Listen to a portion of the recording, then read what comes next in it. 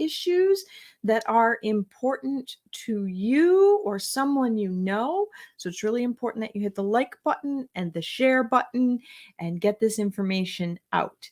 We are a 501c3 nonprofit, RI Elder Info, and I'm Deb Burton, the executive director. And our mission is to empower people to age independently by being a comprehensive resource for seniors, caregivers, and professionals. And we could not do what it is that we do without the support of our sponsors and our donors. People like you are supporting the work that we do in helping people remain independent as they age, or to take care of someone who wants to remain independent as they age. So big shout out to Aetna. They're a Medicare insurance company here in the state, providing some wonderful coverage for people receiving Medicare. Also, United Healthcare. They are also a program here in Rhode Island that provides Medicare. These are a couple of great insurance companies. Each can meet your individual needs. Big shout out also to Neighborhood Health Plan and Tamarisk Assisted Living and Oak Street Health. Oak Street Health provides primary care to those individuals around the state who receive Medicare. And when I say comprehensive, I mean truly comprehensive, including transportation to the doctor's offices. Also, a big shout out to 321 Media. They are the ones who make this look good every week. And also England Studio. They are an award-winning web design team located right here in Quonset, but can serve your needs for web design work anywhere in the world, literally. That's the cool thing about the internet. So today I don't often take time to just chat with you directly myself, but I've seen something coming up recently, and I wanted to just have a conversation with all of you about things to think about when you're downsizing either your own home or someone else's home, particularly if it's something that needs to be done in a hurry. You know, a lot of times we have a serious medical event that causes us to need to go to the hospital and then maybe go to rehab for some physical therapy, occupational therapy. And maybe it doesn't go as well as expected. And now you need to maybe move down from a house to an apartment or from an apartment into maybe an assisted living residence or maybe even into a nursing home. And I noticed we don't often talk about the things that we have, our possessions that are important to us. And I'm sure I'm no different than a lot of people who are watching. I watch those DIY TV shows on a regular basis. And, you know, you can flip this house and recreate and rebrand and downsize and minimalize and all these wonderful things. But it doesn't actually show having a conversation with people about what's important to them. So I wanted to share something with you, something personal, and, you know, it's something that one day maybe my family will refer back to. But there are things in our house that when other people come in, they wouldn't necessarily recognize the value to us. It's not a monetary value. Obviously, you know, your grandmother's silver has a financial value. But there are things that are important to us that don't have a monetary value, and we'd be really upset if we lost. And for someone who maybe needs to pack up your house in a hurry, if you have to downsize, if you haven't had a conversation, then they may pick things that are not as valuable to you as other things. And let me give you a personal example. If I needed to downsize to, say, a small apartment or an assisted living, there's only so much cabinet space available. Okay. So does it really make sense to have 3 coffee mugs? Maybe, maybe not. But if I only had to choose one, or if someone had to choose one for me, if I didn't have a conversation with someone who's downsizing for me, they wouldn't know which one of these 3 mugs really make a difference. So I'm going to bring them closer to the camera so you can see and tell you a little bit about each mug. So this mug Hopefully, it says, "You're a very special mom." My daughter gave this to me when she was in elementary school for Mother's Day.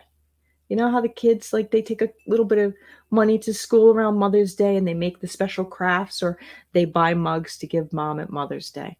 Well, this is the mug that my daughter gave, and she's a grown up with kids of her own and will be receiving her own Mother's Day gifts from the school store um, in these coming years. So this mug is actually my oldest mug. Okay. I've had it forever. Very special mom. And then there's this mug, which you see me drink from on a regular basis. It's chipped, it's stained. I use it pretty frequently. It's not uncommon for you to see me drinking out of this on Friday Friends or some of my other events. So would you pick this one? Because you see me with it all the time. If you had to pick one of these three for me. And then there's this mug. Disney World. Not saying it's my own. This is Disney mug right from the land of the mouse. Goofy. It's a nice green. You very rarely see this mug. And if you came to my house and I was offering you coffee, you would not be drinking from this mug. But clearly something that you got in Disney World, a land of things, lots of souvenirs. So which one of these three is the one that's the most important to me? The one my daughter gave me when she was little? The one my daughter gave me when she was older, that you see me use all the time? I will even tell you this one has a match set. And this one from Disney. It's coffee mugs. They're not intrinsically valuable. But if I could only pick one, which one do you think I would pick? Not so easy. I will tell you, all three of these mugs came from my daughter. All three are valuable to me. But it's the Disney mug. And the reason you don't see me use it very often is because it's so special to me. I don't want it to get chipped. I don't want it to get stained. It lives on the top shelf of my cabinet in the back so that someone visiting would never make the mistake of grabbing that mug. And if I only could choose one, it would be the Disney mug. But if you were packing the house for me, you probably wouldn't have picked the souvenir mug, because anybody could have that. And this is clearly one recognizing me as mom. And this is a family story. The story behind the Disney mug is from when my daughter, very first time as an adult, flew on a plane by herself. And she was going to, you guessed it, Disney. And I, as a mom, was so nervous. And there was a big snowstorm that had come in, and I had to get her to the airport early. And I was so nervous, but I didn't want her to see me being nervous for her flying by herself for the first time to go to Disney. And I had on, I don't know if you can see it, a green hat and a green coat. And I was at the airport cheering. Mind you, post 9/11, I'm at the airport cheering and saying, it's going to be a great time. It's going to be fine. It's all going to be good. And I looked really goofy. And I was trying so hard to be brave that day because my baby had grown up and she was going on a vacation all by herself. And when she got to Disney, she remembered how goofy I looked in my green and brought me back this mug. And this is the mug that actually matters the most to me. Even though all three came from my daughter, all three are mugs, this is the one that matters the most.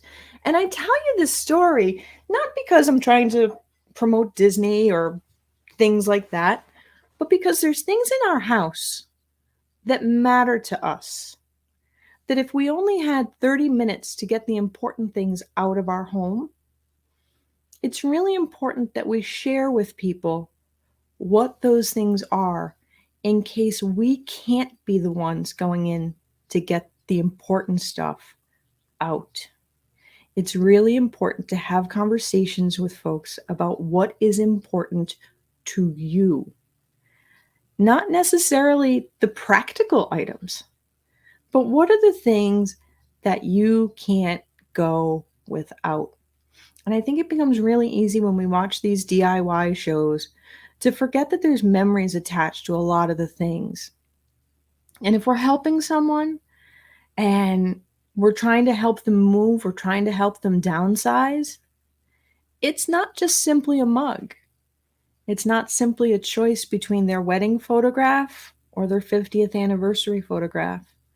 There are memories and feelings that can be tied up with those possessions. And when you're helping someone, it's really important that you respect and honor that space.